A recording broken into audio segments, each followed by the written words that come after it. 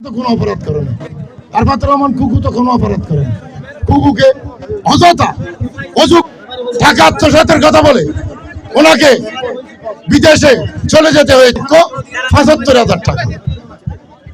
আমাদের প্রধানমন্ত্রী ছাত্র জনতার বৈষম্য বিরোধী আন্দোলনের পর দুপুরে মধ্যরাত অবস্থা যখন বাংলাদেশ থেকে পালিয়ে যাচ্ছে ভারতে, তখন ওনার টেবিলে ২৮ পদের খানা পিনে ছিল। ওই ২৮ পদের খানা পিনে যদি বর্তমান মার্কেটে আমরা মূল্য হিসাব করি ৭ লাখ থেকে বেশি হবে, ৭ লক্ষ থেকে বেশি হবে।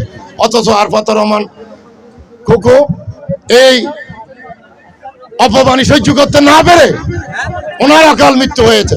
এইটার জন্য আওয়ামী লীগ দায়ী।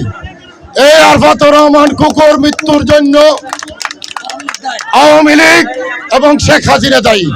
তাই খেয়াল করতে হবে আমাদের দলকে সামনে ভবিষ্যতে নির্বাচনে আরফাতুর রহমান কুকুর কিভাবে বিচার হয় আমরা বিচার করব।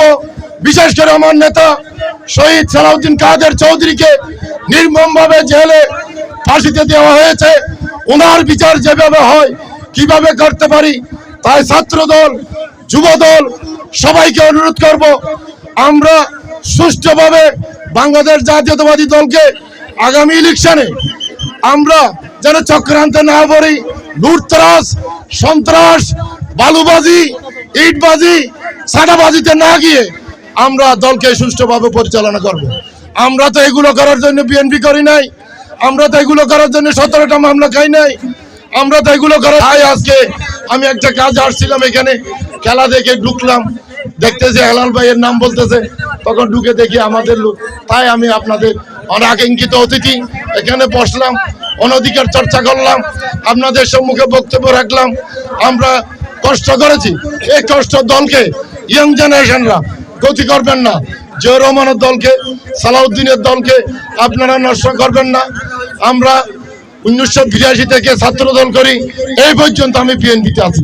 একদিনের জন্য বিএনপি থেকে চাই নাই, মামলা খেয়েছি, জেল কেটেছি, বিএনপি ছাড়ি নাই। আপনারাও ছাড়বেন না, এই আশাবাদ ব্যক্ত করে সবাইকে ধন্যবাদ জানিয়ে এবং আবার ফুটবল খেলোয়াড়দেরকে ধন্যবাদ জানিয়ে আমি আমার বক্তব্য শেষ করছি। আসসালামু আলাইকুম ওয়া রাহমাতুল্লাহি ওয়া বারাকাতুহু। বাংলাদেশ জিন্দাবাদ, বাংলাদেশ জাতীয়তাবাদী দল জিন্দাবাদ, বেগম খালেদা জিয়া জিন্দাবাদ, তারেক রহমান বীরের বেশে আসবে বীরে বাংলাদেশে, শহীদ সালাউদ্দিন কাদের চৌধুরী অমর হোক, আরফাতুর রহমান কুকু অমর হোক, এবং আমার নেতা গিয়াসউদ্দিন কাদের চৌধুরী এবং রাঙ্গুনিয়ার যুব সমাজের আইডল উম্মাম কাদের চৌধুরী জিন্দাবাদ।